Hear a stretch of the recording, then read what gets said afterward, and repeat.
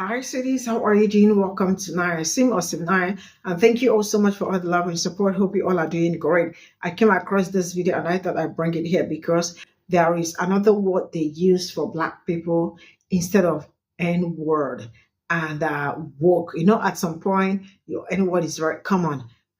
They felt like, you all already, we can't use that. Let's start calling them woke, you know. And then from woke, the next thing that I'm hearing is DEI. Though this is not the first time I'm hearing the DEI, because I remember what happened during the time that the Mall Bridge collapsed, right? And the mayor, they called the mayor DEI mayor. It was that time that started, and Black people were like, "What do you guys mean by DEI mayor? That is a Black mayor, right?" So to our great surprise, I mean, New York, what? I think New York Times or something posted New York Post, right? Did it made a post saying America may soon be subjected to the country's first DEI president. So who is DEI president? It is now Kamala Harris that they are saying that US may be subjected to DEI president. That is, they are also calling because if you are not their color, you are absolutely black. They don't care, right? So now people are beginning to react to it because when did DEI president start? I mean, it's just like Black people cannot even get anything for themselves and all that. Now, just from nowhere, Black people are now DEI. Let's get into this video. Good morning. Happy Sunday. Praise the Lord. Now, the New York Post decided to post this. America may soon be subjected to the country's first DEI president, Kamala Harris. Now, just so y'all know, the vice president is selected by the president, and the president is voted in by the people. So, how is she a DEI hire? At this point, I need y'all to say that y'all don't like Black people. Please say that y'all don't like Black people. We, at this point, need y'all to stop using cold words and just come out and say it with your chest. Everything you do is surrounding the fact that you don't like Black people and that we are smart and we are capable and we are experienced. And that gets on y'all nerves that y'all are mediocre. Now, I have 3 versions of the U.S. Constitution. One of them being the child's version. I recommend whoever wrote that dumbass article start with the child's version so you can understand the powers of the vice president, how a vice president is selected, how a president is voted for. I need y'all to do better. And I need your dumbass constituents to join in so that they can understand too. Just in case some of you thought it was just a picture, I do actually have all 3 copies, and I have read this to my students. I need y'all to get it together.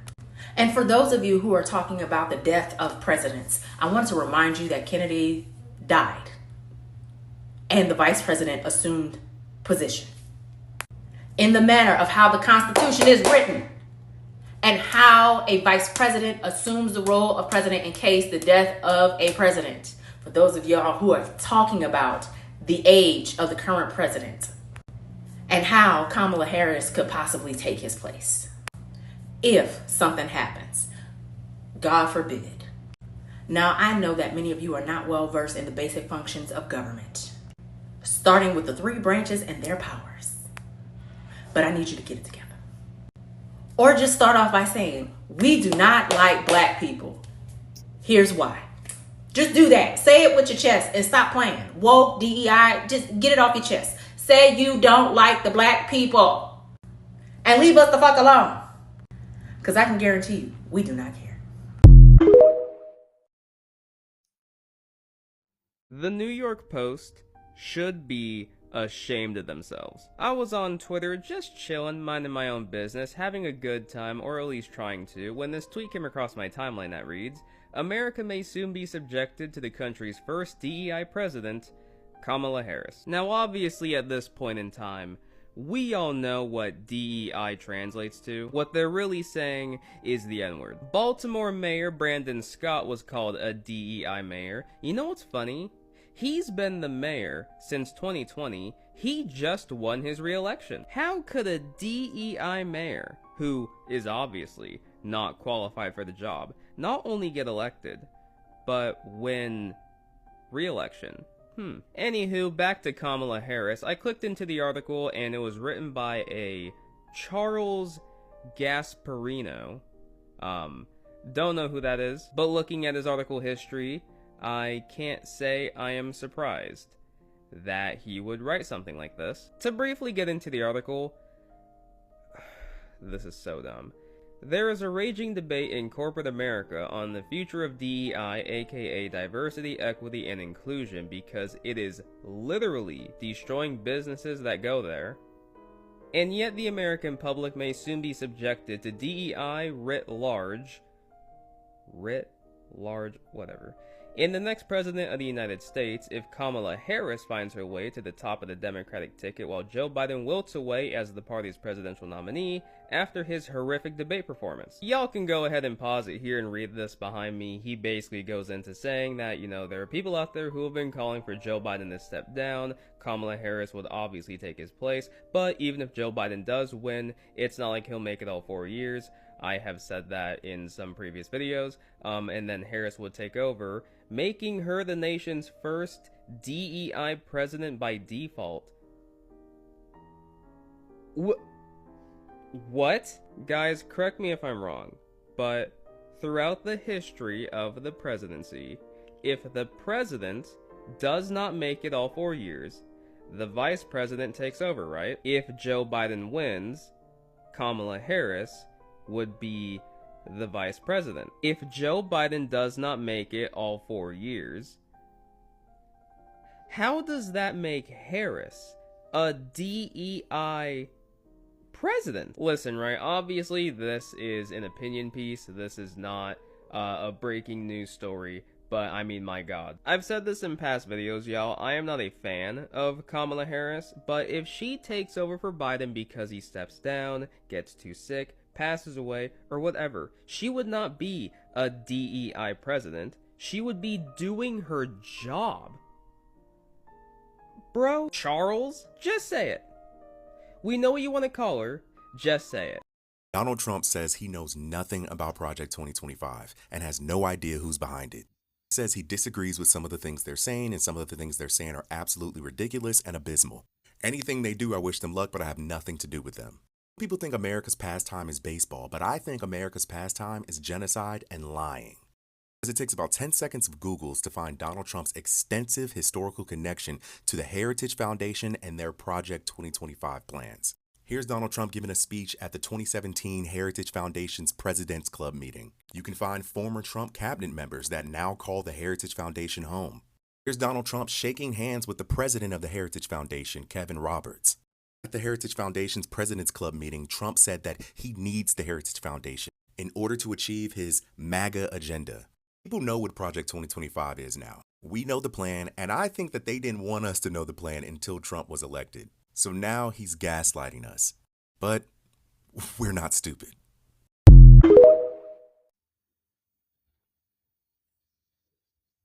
You know what, bro? That's facts on facts, right? A lot of people are not going to receive this message well because it's coming from a white woman. And, well, we're more known for being nuclear Karens than being politically fucking woke. But now every American knows what it feels like to be systematically oppressed, as black people have been historically speaking in fucking America. We are all financially fucking oppressed, and we are all the new slave force. Like, they never actually abolished slavery, right? They just made it non-specific in way of demographics, right? They rebranded this shit. They were like, how do we get Americans to continue being the slave force and perpetually vote against their own self-interest while operating in a government that's designed to protect their constitutional rights against such? We propagate them. They used to give slaves a manipulated Bible so they believed it was their God-given right to be a good slave. What did they give Americans? Mainstream media and fucking propaganda. We believe it's the American dream to pull ourselves up by the bootstraps, that you just gotta work harder and you'll fucking get there, even though you're operating in a system designed against you, designed for overtaxation without representation. My father always said it from the moment he came to America, that they put you against them, against them, against them, against them, and then one day it's on you. And right now it is on us, and that has always been by design. It is us versus them.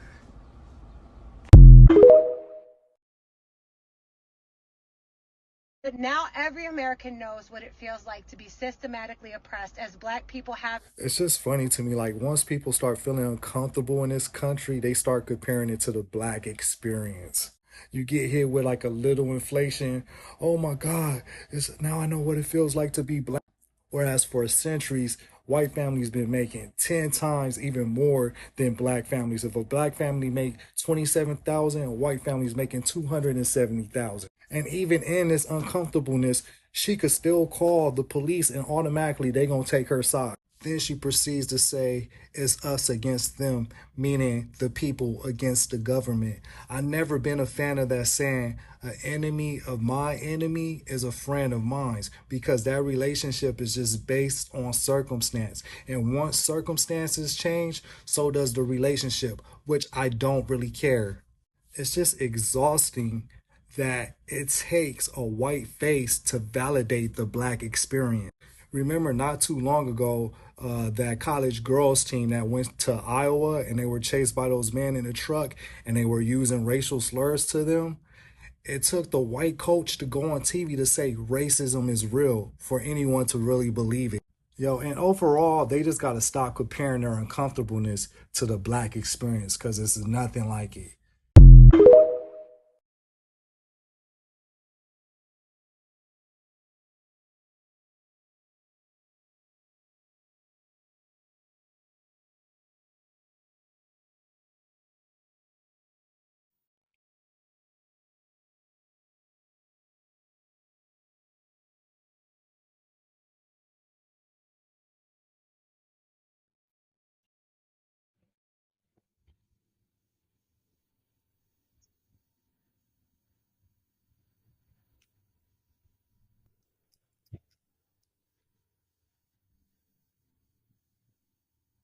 So this is all I got from this video. At first, I was kind of, what the hell do they mean by that? But then I remember that there was who is he, mayor of I think, I don't know if it's New York or I know, but somewhere, that it was from him that I heard, like, this DEI mayor or something like that.